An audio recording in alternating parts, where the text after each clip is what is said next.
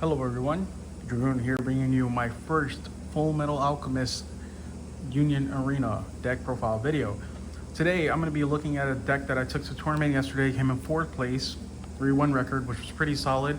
My only loss came to Purple Toto for JJK. I bricked pretty badly, but my opponent kind of had like a slow start too, but it essentially became who saw their raids first, and he saw 2 Totos, 2 Mechmaros, and I saw 1 Greed. So at that point, it was just like, good games, bro. Like, it was a fun match regardless. I had a great time playing this deck, and as someone who loves both versions of the Fullmetal Alchemist anime, I am so excited to share these decks with you. You're probably going to get multiple versions of these decks as I adjust them and adapt them to how I feel they should be played, and I am excited to share every single one of those builds with you guys. So expect to be spammed with these things over the next few months, and I apologize in advance. So the list I took yesterday was Yellow Zing. If I said that incorrectly, I apologize. This deck is actually pretty solid, very easy to play. I will be making adjustments to this. This is just the list that I took yesterday as like a pre-build, and as I change this, I'll update this list over time. So starting with the zeros, I played 4 Mays, 4 Lings, 4 Shaos. These 2 are your primary raid targets. She has a very good supporting. He's a really good like beat stick later as a constant 5k, and she searches for her sister, both base and raid, which is really nice. And thankfully all have triggers, so there's utility all around there. For 1 drops, I play just 4 land fans. It being able to search for any Zing card is nice. So you can search for your raids, you can search for combo pieces, stuff like that, and she's a draw trigger. And there's a lot of draw triggers in this deck, so discarding a card is not that bad. Going into your 2 drops, I do play 4 copies of Land Fan. Really good. She has a get trigger, which is great, and her ability scales with the amount of energy you have. So the goal for this deck is to hit at least 6 to 7 energy. You want to try to hit 7 because 7 is where you get like your full benefit. At 7 energy, when you play her, you can tap at energy to stand her, which means that she's immediately a threat. And at 6 energy, she can't be blocked by 4k or more. So if you weave your attacks right and you're forcing your opponent to kind of like be on a defensive side where they're just going to try to put big bodies up, she could literally sneak and steal games for you. That happened to me against my round 4 opponent against one of my teammates, where all he had were 4k bodies. So this was able to steal the win for me, so to speak, because it was a very close game, and she stole the match for me. So very good card. So definitely 4. The other 2 costs I play are 4 Mei Chang.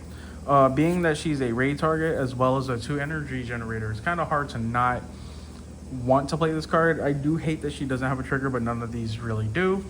But her being a raid target, you can go from 2 energy to 3 energy and draw a card. So it's great. Like this is like one of the few 2 energy generators, that I don't mind playing as a 4. The other one being Mechmaru, especially now that he has a raid. To the 3 drops, we're going to 4 Mei Changs. I'm going to max, high rarity the hell out of these decks, by the way. I don't know about max, a little on the pricey side, but we'll see how things go. But yeah, so this raid is nuts. In the energy line, she generates a 3rd energy and draws you a card on raid. So she'll never leave the back line unless you're like pushing for offense. But 2 of these gives you 6 already, which puts a huge pressure away from the energy line now. Now you don't have to worry about having 3 or 4 cards in the back line. You can just have 2 of these. And if you need 1 card that could like buffer your raid for when you're ready to go offensive, or you could just put a 2-drop land fan in the back and just have her wait to come and sneak those wins for you. This raid is nuts. Can't believe this is a rare. So good, like absolute 4 of. And then the other 3 costs I play are 4 Old Man Foos. He becoming a 4k when you have 7 or more energy is really good. He's also a 2 energy generator, so he can be a good midpoint into you going into a bigger offensive line later. Him being able to take out raids for a cost of 3 is great. Double energy generator, active triggers, not much more you can ask for. Going into the 4 cost, I do play just 4 Lin Yaos. This card is actually pretty good, especially when you do couple it with the raid. So on play, you draw a card if you have 6 more energy. 7 more energy when you attack, you could target another card on your side of the field and can't be blocked by 4k. So it can give the land fan effect to somebody else and potentially steal a game. Typically speaking, this is your target for the raid. When the raid dies, you can discard a card to bring back a Lin Yao from the trash in resting, and if you have the 6 energy, you'll draw a card, so you'll replace the card immediately. Going into my 5 drops, I do just play 2 copies of Scar. Scar is a 5/2, so it takes 2 action points to play him, and on play, he gets switched to active. If you have, I believe he is 7 or more energy as well. Let me just triple check. If you have 7 or more energy, yes. He gets impact and 1000 BP, but on play, he does rest the target as well. So you can rest a nullify impact and then swing, and on attack, your opponent takes 2 cards from their trash and puts it to the bottom of the deck. This is really only effective against Dark Triad or decks that use the drop area for a toolbox, so you take away options from them. Or if you're playing against like Purple Bleach, your opponent loses the ability to give impact to the raid Ichigo so often. So he's really good. I like him at 2. I might play him at 3 because the deck isn't too cost heavy and it's very easy to get the 5 energy in this deck. And then the final of the character cards, I am playing for the greed raids.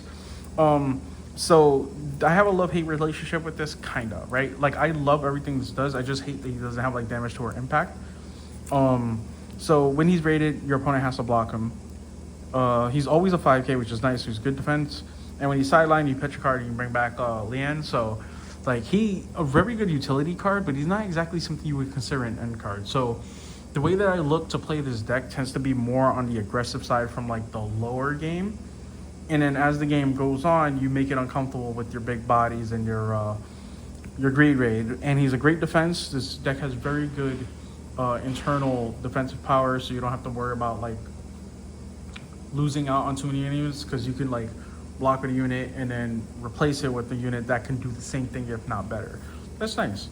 And then the last 8 cards I play are the typical 4 special, 4 finals. I will probably look to meddle with this deck a little more. My matchups yesterday, round 1, I played against Purple Black Clover against a teammate of mine. Round 2, who did I play against round 2? Round 2 was, I don't even remember. Round 2, so I played against Purple JJK yesterday. I played against Black Clover. I played against Yellow Bleach. Oh, and I played against Gungale. So my round 2 opponent was the one I lost. That was the Purple JJK. The green Sword Art online deck, I destroyed that dude. Like as much as I like Gungale and what it could do, it's missing so much stuff. And this deck like just completely dismantled him. I think he took like 2 lives from me. Like I whooped his ass.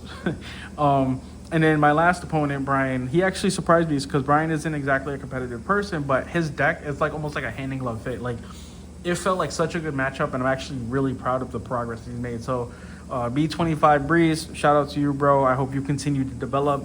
Overall though, very happy with the way the deck performed. And lastly, I want to give a shout out to my boy John. John, if you see this video, congratulations on that tournament win. He went 4-0 with Mustang. I'm gonna see if I can steal his deck list later.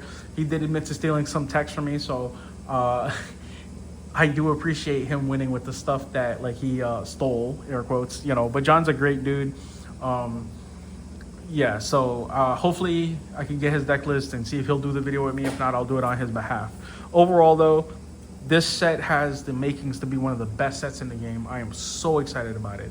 Hope you guys enjoyed this video. I'll be posting the short to this if you don't have the patience to watch the whole thing. I want to thank you guys for watching the videos. Anybody that comes back to watch my videos or subscribes, very appreciated. If you're new here, consider subscribing. It helps the channel. I'm at 150, so thank you guys for that.